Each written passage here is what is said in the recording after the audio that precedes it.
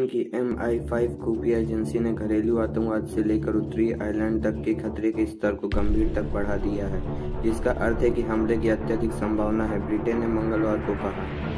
प्रांत के ब्रिटिश मंत्री क्रिस हेटन हैरिस ने एक लिखित मंत्री स्तरीय बयान में कहा कि पुलिस अधिकारियों की लक्ष्यीकरण के बाद स्तर पर्याप्त से बढ़ा दिया गया। डबलिन और लंदन में सरकारों द्वारा निंदा की गई एक घटना में पिछले महीने एक बंदूक हमले में एक ऑफ ड्यूटी अधिकारी गंभीर रूप से घायल हो गया था। जनता को सतर्क रहना चाहिए, लेकिन भयभीत नहीं होना चाहिए और उत्तरी आयरलैंड की पुलिस सेवा को अपनी किसी भी चिंता की रिपोर्ट करना जारी रखना चाहिए, उन्होंने कहा।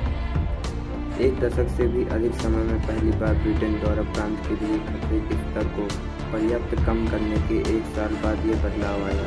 ये ग्रुप फायर एंड एग्रीमेंट शांति समझौता की अगले महीने की 25वीं वर्षगांठ से पहले ही आता है, जिन्होंने 1960 के दशक के अंत से उत्तरी आयरलैंड के प्रभावित करने वाले 3 दशक के हिस्सा को।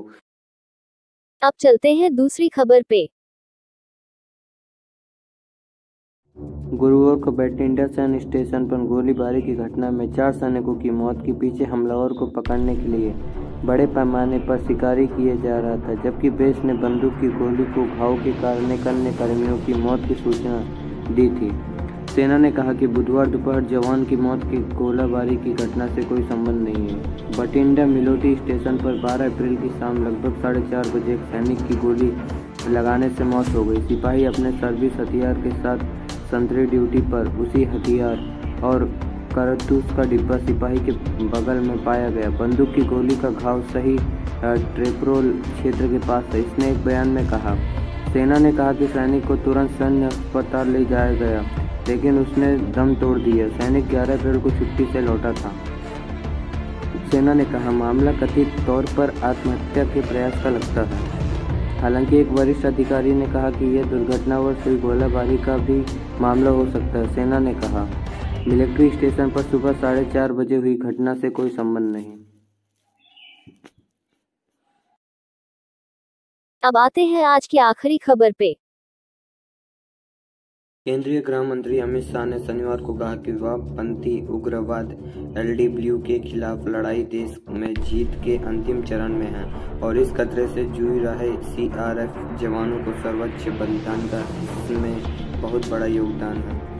केंद्रीय रिजर्व पुलिस बल CRF के 84वें स्थापना दिवस समारोह को संबोधित करते हुए उन्होंने बल में वामपंथी उग्रवादियों के खिलाफ अपनी बहादुरी से लड़ाई जारी रखने की अपील की।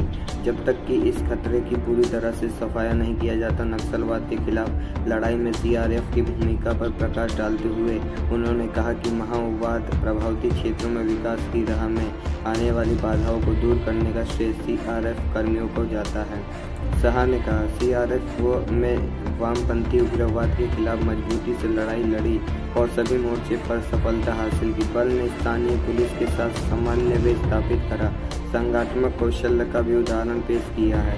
उन्होंने कहा कि 2010 की तुलना में देश में वामपंथी उग्रवादी हिंसा की घटनाओं में 76% की कमी आई है।